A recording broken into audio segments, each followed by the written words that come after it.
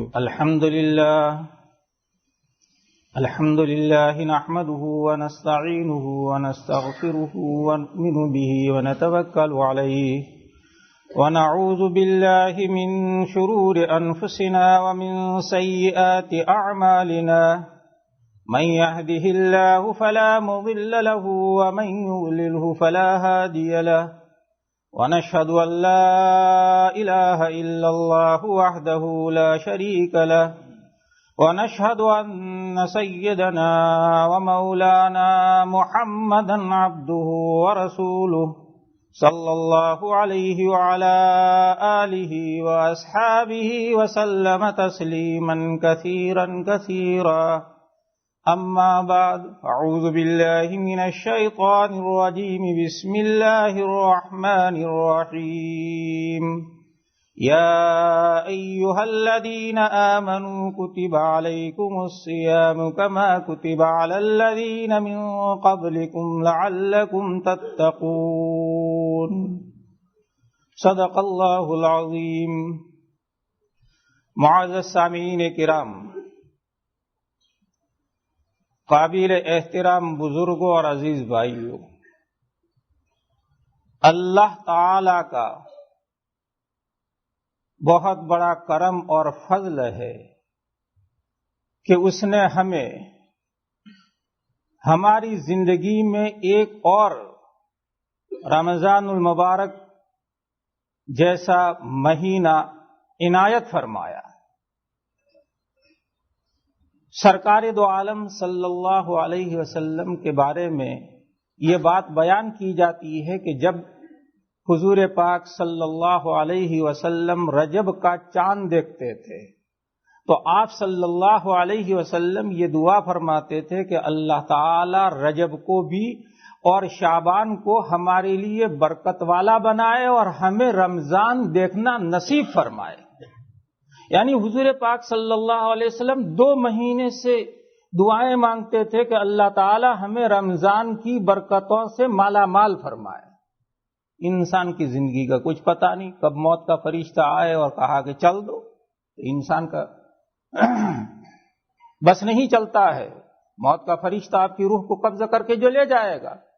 تو حضور پاک صلی اللہ علیہ وسلم 2 مہینے پہلے رمضان المبارک کے حاصل کرنے کی، اس کے برکتوں کی دعائیں مانگتے تھے کہ یا اللہ تعالیٰ اس سال ہمیں رمضان تک پہنچا دینا تاکہ رمضان کی برکتوں سے ہم مستفیض ہوں.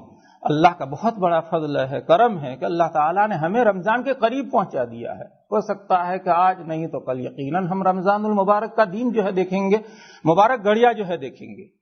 یہ رمضان کا مہینہ اللہ تعالیٰ نے ہمارے پاس کیوں بھیجا ہے؟ ہر سال یہ مہینہ ہمارے پاس آتا ہے.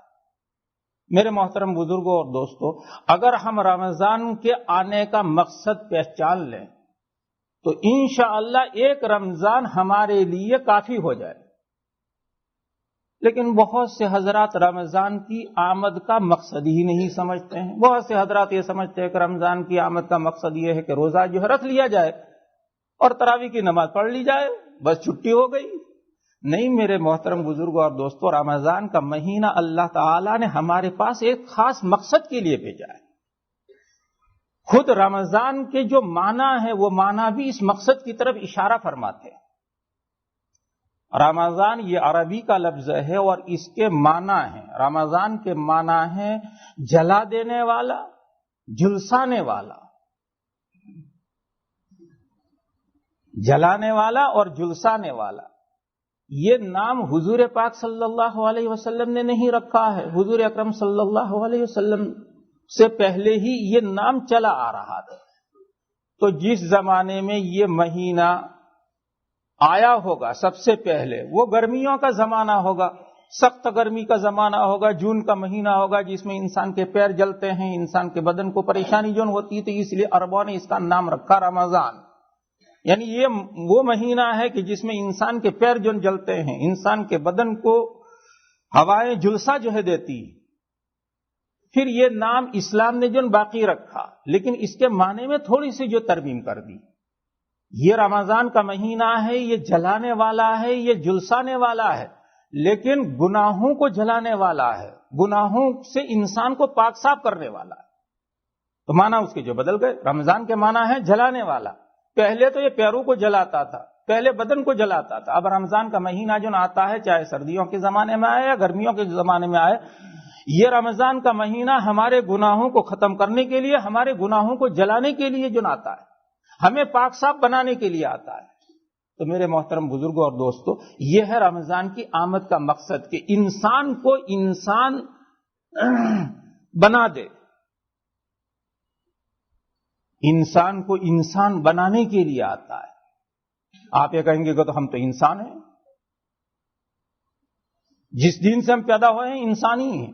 ٹھیک ہے کہ آپ انسان ہیں، لیکن بعض مرتبہ انسان اپنے راستے پر نہیں چلتا ہے، بلکہ شیطان کا راستہ اختیار کر لیتا ہے، غلط راستہ جو اختیار کر لیتا ہے۔ تو یہ رمضان کا مہینہ مسلمانوں کے پاس اس لیے آیا ہے، انسانوں کے پاس اس لیے آیا ہے کہ وہ انسان کو انسان بنا دے۔ بالفاظ دیگر آپ یوں بھی کہہ سکتے ہیں کہ انسان کو فرشتہ جو ہے بنا دے۔ لیکن میرے محترم بزرگوں اور دوستوں، فرشتوں کا مقام اتنا اونچا اور بلند نہیں جتنا اونچا مقام انسان کا ہے۔ اللہ تعالیٰ نے بے شمار مخلوق جو پیدا کی، لیکن سب سے اونچا مقام کس کو عنایت فرمایا؟ انسان کو جو نہیں۔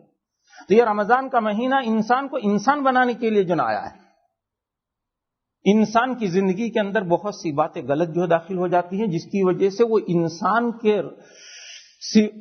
کے دائرے سے نکل کر کے شیطان کے دائرے میں جن داخل ہو جاتا ہے۔ تو اس لیے اللہ تعالیٰ نے رمضان کا مہینہ ہمارے پاس اس لیے بھیجا ہے کہ یہ رمضان کا مہینہ آپ کو گناہوں سے پاک صاف کر دے، غلطیوں سے آپ کو روکے اور آپ کو صحیح انسان بنا کر کے رخصت جو ہو جائے۔ تو اس لیے میرے محترم بزرگوں اور دوستوں، رمضان کی آمد کا مقصد ہے ہمیں گناہوں سے پاک صاف کرانے کے لیے اللہ تعالیٰ نے یہ مہینہ بھیجا ہے۔ اس لیے اس کا احترام کرنا چاہیے اور اس مقصد کو پورا کرنے کی کوشش کرنی چاہیے۔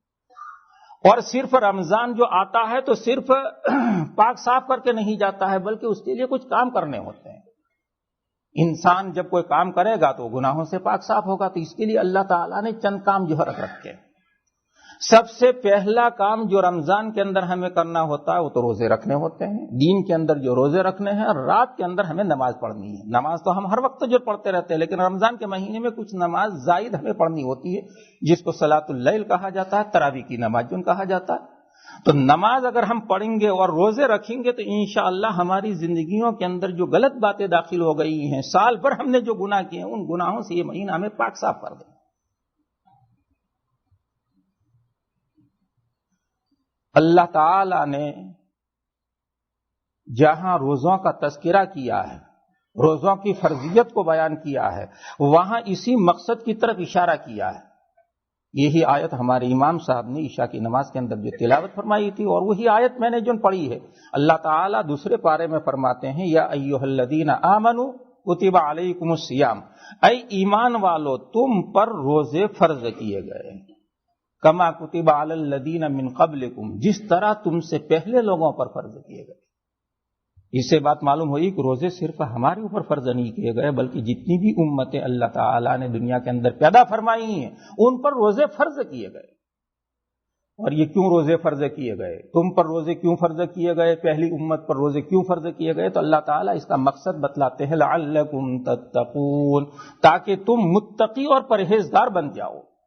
یہ روزے اس لیے فرض کیے گئے ہیں کہ ان روزوں کے ذریعے سے اللہ تعالیٰ ہمیں پرہیزگار بنانا چاہتے ہیں، متقی بنانا چاہتے ہیں۔ تو سب سے پہلا کام تو اللہ تعالیٰ نے ہمیں گناہوں سے پاک صاف کرنے کے لیے یہ کیا کہ اللہ تعالیٰ نے تمام بالغ مردوں اور بالغ عورتوں پر روزے فرض کر دیے۔ جو بھی مرد بالغ ہے، جو بھی عورت بالغ ہے، اس پر روزہ جو فرض۔ اور روزہ اس لیے فرض کیا گیا ہے تاکہ روزہ ہمیں پاک صاف جو بنا دے، ہمیں گناہوں سے بالکل دھو دے، ہماری زندگی میں کوئی گناہ جو باقی نہ رہے۔ اس لیے اللہ تعالیٰ نے روزے جو فرض کیے۔ ایک انتظام تو اللہ تعالیٰ نے یہ فرمایا۔ دوسرا انتظام اللہ تعالیٰ نے یہ فرمایا کہ رمضان کے مہینے میں جو چیزیں انسان کو گناہوں پر ابھارنے والی ہیں، اس پر کنٹرول کر لیا۔ گناہوں پر ابھارنے والا شیطان، دو چیزیں ہیں جو انسان کو گناہوں پر جن ابھارتی ہیں۔ ایک تو انسان کا نفس، انسان کا نفس انسان کو گناہوں پر جن ابھارتا ہے، اور دوسرا شیطان جو انسان کو ہر وقت گناہوں پر جو ابھارتا رہتا ہے. رمضان کا مہینہ جب شروع ہو جائے گا تو جتنی بھی شیاطین ہیں ان شیاطین کو قید کر دیا جاتا ہے. تو اس لیے اب شیطان کی طرف سے کوئی دل کے اندر وسوسہ جو نہیں آئے گا. ہاں ہمارا نفس ہے، یہ نفس ہمیں گناہوں پر ابھارتا رہے گا اور اس کو قید کرنے کی کوئی صورت نہیں ہے، کیونکہ اگر نفس کو جو قید کر دیا جائے تو ایسی صورت کے اندر ہم ختم ہو جائیں گے، ہماری جان جو نکل جائے گی. اس لیے نفس کو زیر کرنے کے لیے، نفس کو کنٹرول میں کرنے کے لیے اللہ تعالیٰ نے روزے جو فرض کیے. روزے اس لیے فرض کیے تاکہ ہم اپنے نفس کو جو کنٹرول میں رکھیں. تو یہ دو چیزیں اللہ تعالیٰ نے منظم طریقے پر جو نازل فرمائی ہیں. ایک طرف شیطان کو جو ہے بند کر دیا، جتنے بھی شیاطین ہیں انسان کو گناہوں پر ابھارنے والے ہیں ان سب کو رمضان کے مہینے کے اندر قید کر دیا جاتا ہے تاکہ کسی مومن کو، کسی مسلمان کو وہ گناہوں پر ابھار نہ سکے. اور دوسری طرف نفس کو کنٹرول میں کرنے کے لیے اللہ تعالیٰ نے روزے جو فرض کیے. اب انسان گناہوں سے بچنا چاہے تو آسانی سے بچ سکتا ہے. اب تیسرا کام رہ جاتا ہے ہمارا کام یہ ہے کہ ہم گناہوں سے بچنے کا ارادہ کریں، نیت کریں. ہم جب کسی کام کے کرنے کا ارادہ کریں گے، نیت کریں گے، تب اللہ تعالیٰ کی طرف سے جو توفیق اترے گی. جب تک ہم کسی چیز کا ارادہ نہیں کریں گے، جب تک ہم کسی چیز کی نیت نہیں کریں گے، میرے محترم بزرگ اور دوستو، اللہ تعالیٰ کی طرف سے توفیق نہیں اترتی. توفیق کے لیے ضروری ہے کہ ہم کسی کام کے کرنے کا ارادہ کریں. کسی کام کے نہ کرنے کا ارادہ کریں گے تو نہ کرنے کی جو توفیق جو نازل ہوگی، اور اگر کسی کام کے کرنے کا ارادہ کریں گے تو اللہ تعالیٰ کی طرف سے کرنے کی جو توفیق جو نازل ہوگی. تو اب ہمارا کام ہے کہ ہم گناہوں سے بچنے کا ارادہ کریں اور نیک کام کرنے کی طرف پیش قدمی کریں. پھر دیکھیے آپ کے لیے رمضان کا مہینہ مبارک مہینہ بنتا ہے نہیں بنتا ہے. یہ مبارک اس وقت جو بنے گا جب ہم گناہوں سے اپنے آپ کو بچانے کی نیت کریں گے، ارادہ کریں گے اور گناہوں سے جو بچیں گے. جب آپ نیت کرو گے تو یقیناً اللہ تعالیٰ کی طرف سے توفیق اترے گی اور آپ گناہوں سے بچ جائیں گے.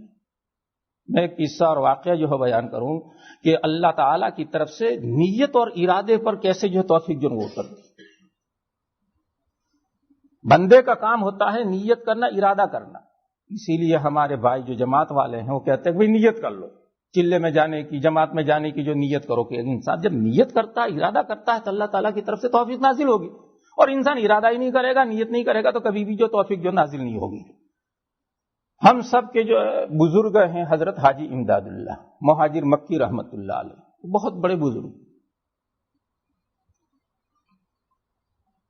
ان کے پاس ایک فوجی آدمی آیا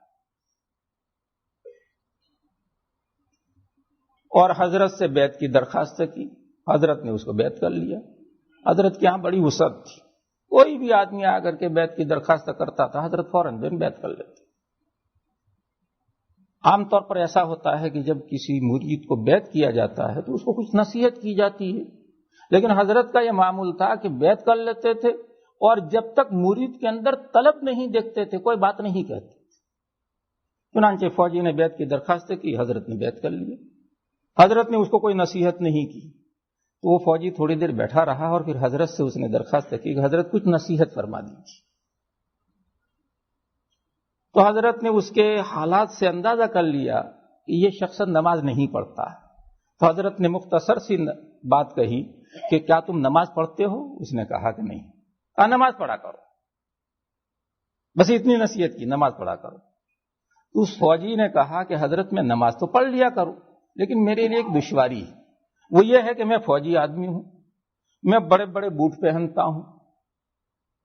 اب 5 وقت وضو کے لیے ان بوٹوں کو نکالنا اور پہننا بڑا مشکل کام ہے. اگر بغیر وضو کے آپ نماز پڑھنے کی مجھے اجازت دے تو بغیر وضو کے میں نماز پڑھ لیا کروں. نماز پڑھنے میں تو کوئی دشواری نہیں، لیکن یہ 5 وقت بوٹ نکالنا اور پیروں کو جو دھونا یہ دشوار کام. اس لیے بغیر وضو کے نماز پڑھنے کا آپ حکم دیتے ہیں تو میں بغیر وضو کی نماز پڑھ لوں. حضرت نے فرمایا کہ جا بغیر وضو کی نماز پڑھ لیتا.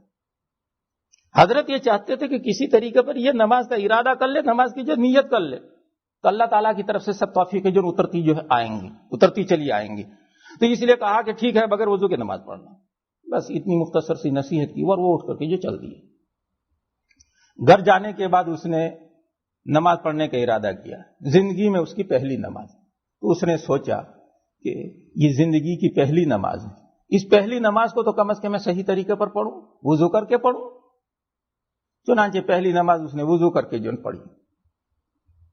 جب دوسری نماز کا وقت آیا تو اس نے سوچا کہ پہلی نماز تو میں نے وضو کر کے جون پڑھی، تو دوسری نماز بغیر وضو کے پڑھ کر میں ناقص کیوں کروں، بیکار کیوں کروں؟ دوسری نماز بھی میں وضو کر کے پڑھوں گا تاکہ پہلی نماز جیسی تو کم از کم دوسری نماز ہو۔ دیکھو یہاں ایک بات جو سمجھ لو، جو لوگ عقل مند ہوتے ہیں ان کی یہ کوشش ہوتی ہے کہ وہ ترقی کرے، پیچھے نہ ہٹے بلکہ آگے بڑھے۔ پہلی نماز اس نے پڑھی تھی وضو کر کے، تب اس نے سوچا کہ دوسری نماز اگر میری اچھی نہ ہو پہلی نماز سے تو کم از کم پہلی نماز جیسی تو ہو، تو اس لیے اس نے دوسری نماز کے پڑھنے کے وقت ارادہ کر لیا کہ دوسری نماز بھی میں وضو کر کے پڑھوں۔ پھر جب تیسری نماز کا وقت آیا تو دل میں یہی سوچا کہ دو نمازیں تو میں نے وضو کر کے پڑھی، تیسری نماز بغیر وضو کے پڑھ کے برباد کیوں کروں؟ تیسری نماز بھی اس نے وضو کر کے پڑھی۔ اس طرح چند نمازیں جب اس نے وضو کر کے پڑھی تو اس کے سامنے جو مشقت تھی کہ 5 وقت بوٹ نکالنا اور وضو کرنا دشوار ہوگا، وہ دشواری جو ختم ہو گئی اور وہ نماز پڑھنے لگا وضو کر کے۔ دیکھیے یہ ارادے کی ارادہ کرنے کی وجہ سے اللہ تعالیٰ کی طرف سے جو توفیق کا اترنا، اس نے نماز پڑھنے کا پکا ارادہ کر لیا تھا اور اس کے سامنے دشواری تھی، حضرت کے سامنے دشواری بھی پیش کر دی تھی کہ میں نماز تو پڑھ سکتا ہوں لیکن وضو کے بغیر نماز پڑھنے کا حکم دو تو میں نماز پڑھوں۔ حضرت نے فرمایا کہ بغیر وضو کے نماز پڑھنا، لیکن جب اللہ تعالیٰ نے اس کے نیت کو قبول کر لیا، اس کے ارادے کو قبول کر لیا تو مکمل نماز پڑھنے کا اللہ تعالیٰ نے اس کو حکم دے دیا اور اس کے لیے ایسے اسباب پیدا فرما دیے کہ اس کے لیے نماز پڑھنا آسان ہو گیا۔ چنانچہ وہ نماز پڑھتا رہا۔ 1 مہینے کے بعد پھر حضرت کی خدمت میں حاضر ہوا۔ حضرت نے پوچھا کہ میں نے جو نصیحت کی تھی اور نماز پڑھنے کا حکم دیا تھا اس پر عمل کرتے ہو کہ نہیں کرتے؟ کہا جی حضرت نماز پڑھتا ہوں، پابندی سے نماز پڑھتا ہوں۔ کہا وضو کر کے نماز پڑھتے ہو بغیر وضو کے؟ کہا حضرت وضو کر کے نماز پڑھتا ہوں۔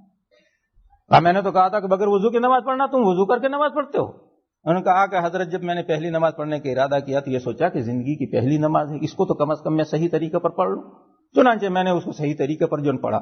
تو دوسری نماز کا جب وقت آیا تو دل میں یہ خیال آیا کہ پہلی نماز تو میں نے وضو کر کے پڑھی، دوسری نماز بغیر وضو کے کیوں پڑھوں؟ تو اس لیے دوسری نماز بھی میں نے وضو کر کے پڑھی۔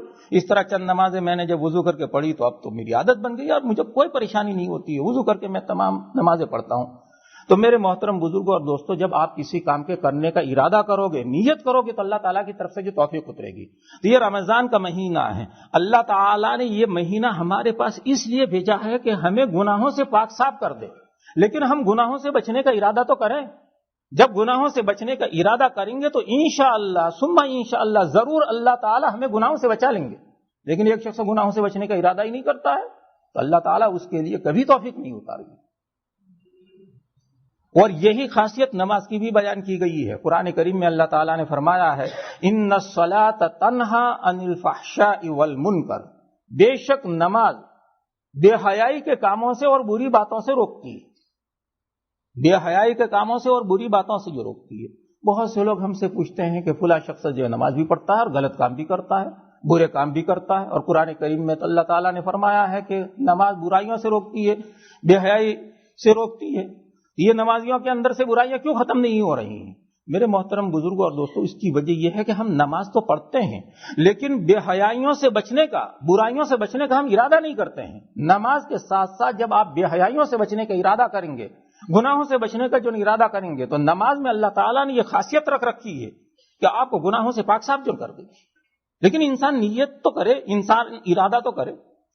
ایک شخص نماز نہیں پڑھتا ہے اور گناہوں سے بچنے کا جو ارادہ کرتا ہے، میرے محترم بزرگوں اور دوستوں، کبھی بھی وہ کامیاب نہیں ہوگا اپنے ارادے کے اندر۔ ایک دن جو وہ گناہوں سے بچ جائے گا، غلط کاموں سے بچ جائے گا، دوسرے دن وہی کام کرنا جو شروع کر دے گا۔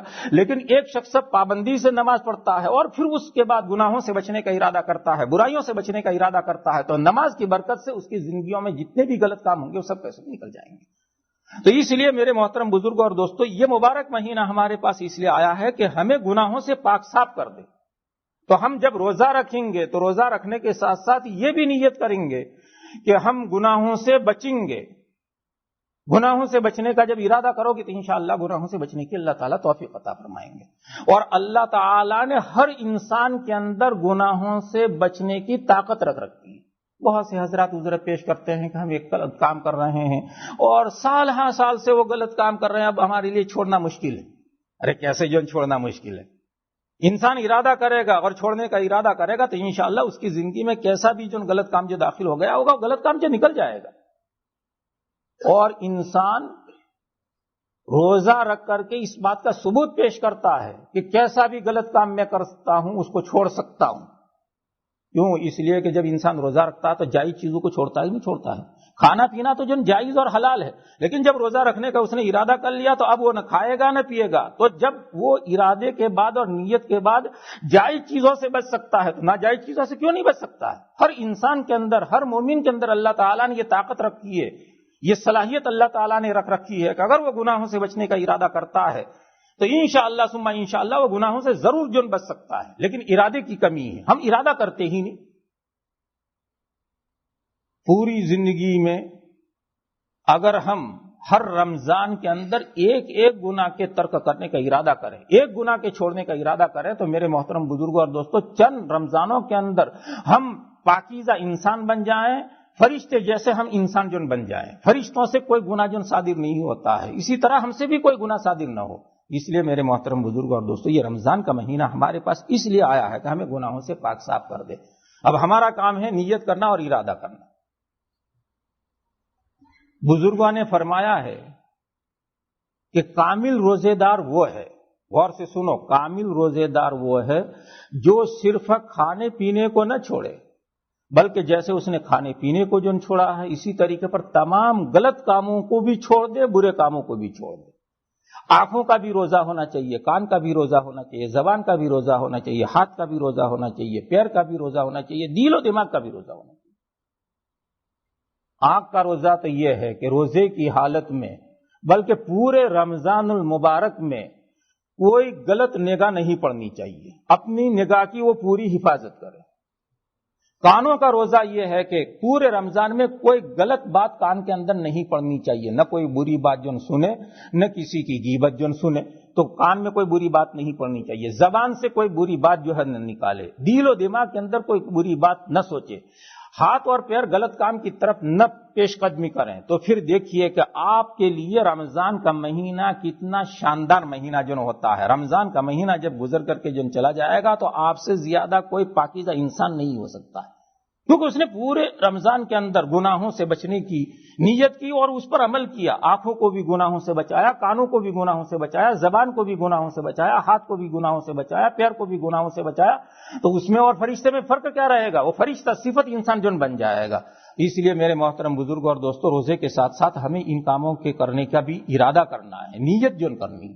اگر ہم زندگی کے تمام برے کاموں کو نہیں چھوڑ سکتے ہیں تو کم از کم چند کاموں کے تو چھوڑنے کا ارادہ کریں. اس رمضان کے اندر ہم چند کام جو ہم ترک جن کر دیں گے، اگلے رمضان کے اندر اور زیادہ جن کاموں کے ترک کرنے کی کوشش کریں گے. تو اس طریقے پر آہستہ آہستہ ہماری زندگیوں میں جتنے بھی غلط کام داخل ہو گئے ہیں وہ نکل جائیں گے اور ہم پاک صاف انسان بن جائیں گے. اللہ تعالیٰ نے انسان کو پاک صاف بنانے کے لیے کئی انتظامات کیے ہیں. نماز جیسی چیز اللہ تعالیٰ نے جو فرض کی، کیونکہ نماز سے بھی انسان گناہوں سے پاک صاف جن بنتا ہے.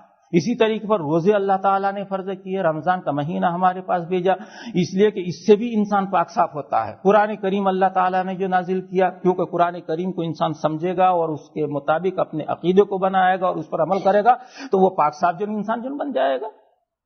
انسان کے مختلف جو ہے طبقات ہیں، ہر طبقے کے لیے اللہ تعالیٰ نے تزکیہ کا انتظام کیا ہے، تقوی کا انتظام کیا ہے.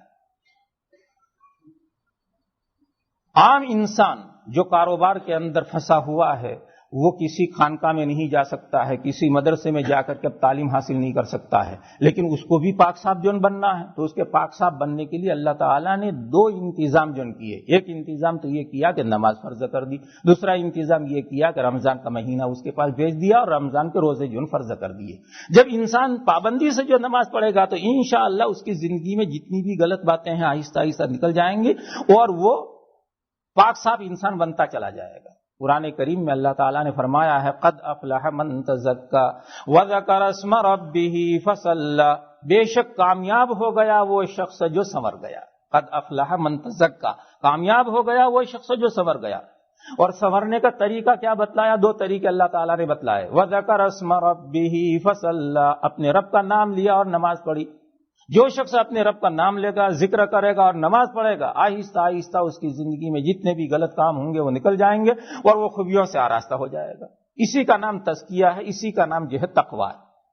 تزکیہ اور تقویٰ کے معنی ہے گناہوں سے اپنے آپ کو بچانا اور خوبیوں سے اور فضائل سے اپنے آپ کو آراستہ جن کرنا. تو میرے محترم بزرگوں اور دوستوں، جب آپ اللہ کو یاد کرو گے، اللہ کا جو ذکر کرو گے، اور نماز یہ اللہ کا بہترین ذکر ہے۔ نماز میں آپ غور کیجئے، ابتدا سے لے کر کے انتہا تک ذکر ہی ذکر ہے۔ سب سے پہلے ہم نماز شروع کرتے ہیں تو اللہ اکبر کہہ کر کے نماز شروع کرتے ہیں، نہیں کہتے یہ اللہ کا ذکر ہے۔ پھر ثنا پڑھتے ہیں، اس میں بھی اللہ کا ذکر ہے۔ قرآن کریم کی تلاوت کرتے ہیں، یہ بھی اللہ کا جو ذکر ہے۔ تسبیحات پڑھتے ہیں، یہ بھی اللہ کا ذکر ہے۔ تو اگر کوئی شخص جو نماز پڑھتا ہے تو میرے محترم بزرگوں اور دوستوں، اس کی زندگی پاک صاف ہوتی رہے گی، اور اس کی زندگی کے اندر ثواب کا اضافہ ہوتا رہے گا، نیکیوں کا اضافہ ہوتا رہے گا۔ تو ایک طریقہ تو اللہ تعالیٰ نے تمام مسلمانوں کے لیے یہ رکھ رکھا ہے کہ نماز کو عام کر دیا۔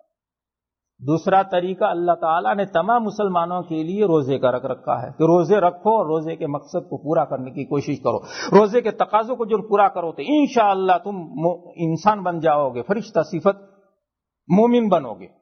تو دو طریقے تو اللہ تعالیٰ نے تمام مسلمانوں کے رکھے۔